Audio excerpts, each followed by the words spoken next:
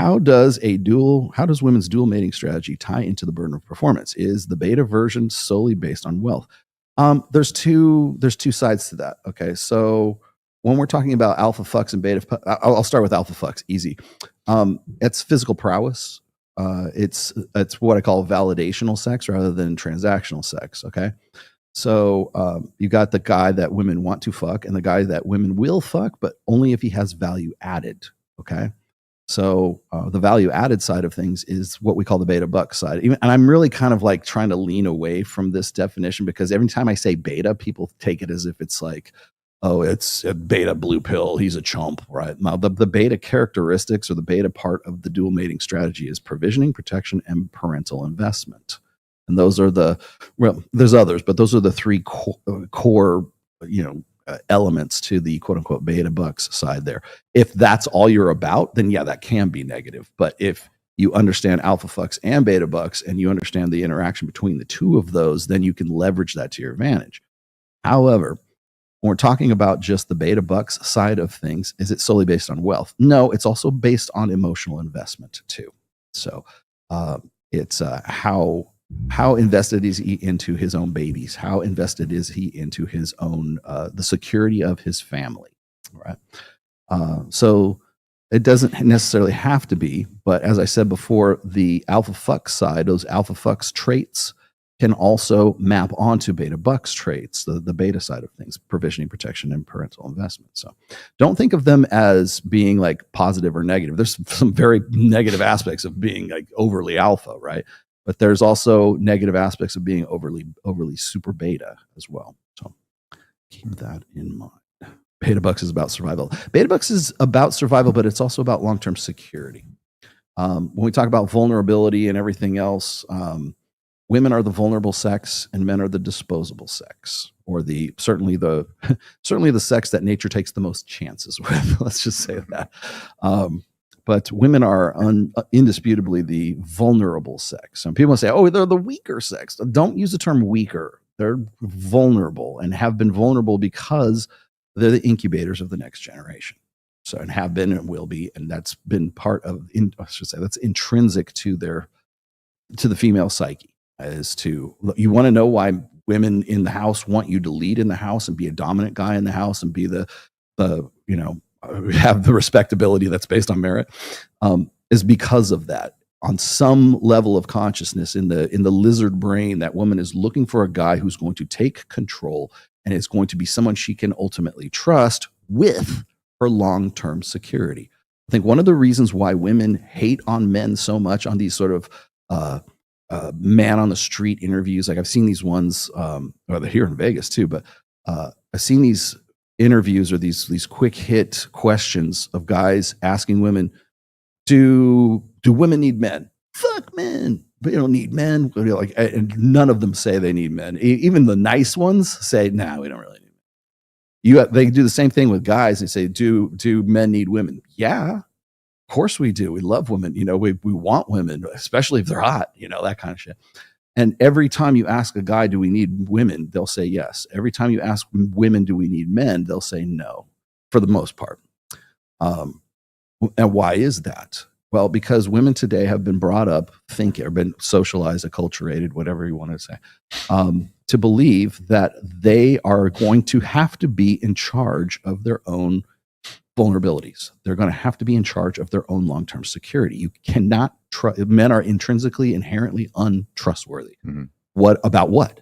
About long-term security, about protection, provisioning, and parental investment. Those long-term security aspects, that's what you can't trust the average guy to provide for you. Therefore, you're going to have to go to 4 years of college. You're going to have to make X amount of money. You're going to have to start your own fucking business. You're going to have to get a storefront so you can sell your gourmet cupcakes or whatever the fuck it is. You're going to have to get into medicine. You're going to have to get into whatever it is. We need more men in coding and STEM fields. I'm going to channel my inner Aaron Clary here for a moment. But the fundamental reason behind that is because women have been taught from the very earliest ages that men are inherently untrustworthy, and women need to be strong, independent women. Independent of what? Independent of men. independent of relying on men for what? For long-term security. We don't need men, but we want men. And this is the whole basis of me talking about, men being superfluous on Dr. Phil.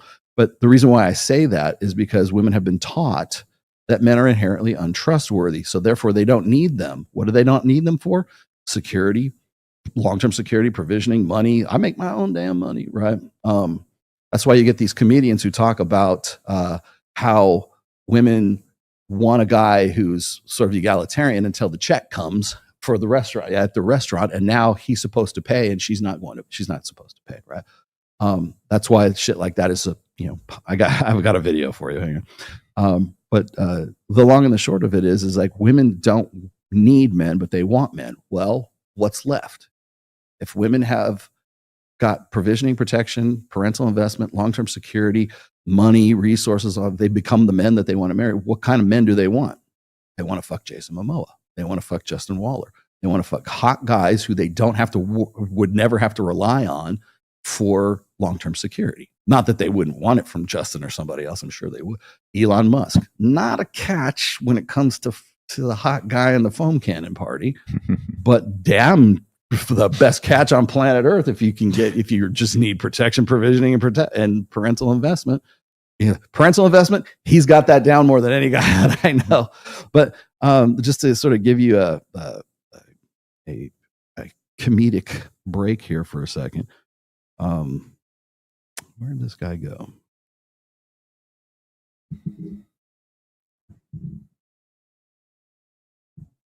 Let's see. Here we go.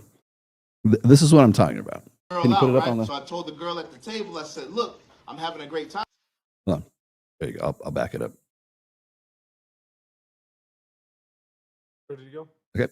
I took this girl out, right? So I told the girl at the table, I said, look, I'm having a great time tonight. I'm happy I came out. Plus, she looked really beautiful. She cut me off right then and there. She said, let me tell you something real quick, Brandon. I said, what's up? She goes, I want to let you know that I don't give it up on the first date. And I instantly got upset because I didn't say anything about getting none tonight. I said, how beautiful you look, how much fun I'm having. That's what I said to you. But why you don't give it up on the first date? She said, well, I don't want this relationship that we have to be just based off sex. I want you to respect me as a woman. Plus, I got a lot going on in my life right now, and I would feel really bad if I give you someone the first date and never hear from you again. I would feel really bad. If that makes sense. I don't know. That's what she said, right? And I had to respect that. But this bill came to the table really, really fast. And I'm looking over the bill. The bill's like $190, right? It was a crazy bill. But I looked deep into the bill, and what I found out is that I only had mozzarella sticks and 2 beers. So I told the girl, I said, look, I'll put in $40, right? Because that'll cover the tax and the tip. Plus, that's more than my portion of what I had. And she lost her mind. She said, are you kidding me? You invited me out. I thought you were paying. I said, listen, I want to let you know something. I don't pay on the first date. So you see, I don't want this relationship based off me paying, you know what I'm saying?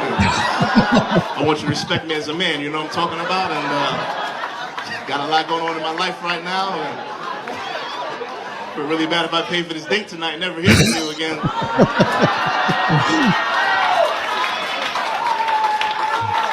If that makes sense, I don't know. There you go. Yeah, that was actually a pretty good segue right there. Oh man! But did you hear how many times he used the word respect? Mm-hmm. No. Yeah, that probably actually did happen too. Yeah, but I mean that's what I'm talking about as far as there's we want to call it a double standard, of course, but like it's this desire to be sort of in this egalitarian context all the time until the bill shows up or sex is on the table, right? So so what do guys want? They want the sex, right? What do women want? They want the provisioning, protection, and parental investment, which is manifested in paying the freaking check or paying the.